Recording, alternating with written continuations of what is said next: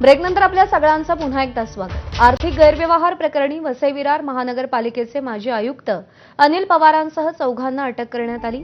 अनिल पवार, बांधकाम व्यावसायिक आणि नगरसेवक सीताराम गुप्ता, बांधकाम व्यावसायिक अरुण गुप्ता आणि निलंबित टाउन प्लॅनर वाय.एस. रेड्डी यांना विशेष पीएमएलए कोर्टात हजर करण्यात आलं। या प्रकरणाच्या तपासासाठी ईडीनं 10 दिवसांच्या पोलीस कोठडीची मागणी केली, मात्र चारही आरोपींच्या वकिलांनी 10 दिवसांच्या कोठडीला विरोध केला।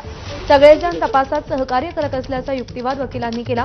अनिल पवार यांच्यावरील एकाही आरोपाचा प्रत्यक्ष किंवा अप्रत्यक्ष पुरावा नाही, असा युक्तिवाद त्यांच्या वकिलांनी केला। दरम्यान कोठडी संदर्भातली सुनावणी पूर्ण झाली असून कोर्ट दुपारी 2:45 वाजता निर्णय देणार आहे।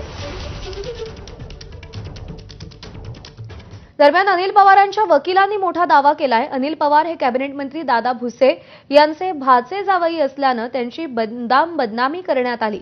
दादा भुसे हे शिंदे सेनेचे नेते आहेत म्हणून जाणीवपूर्वक बदनामी केली जाते। भाजप आणि शिंदेच्या शिवसेनेत अंतर्गत वाद आहेत म्हणून हे घडवलं गेलं, अनिल पवारांच्या वकिलांच्या दाव्यानं भुवया उंचावल्या।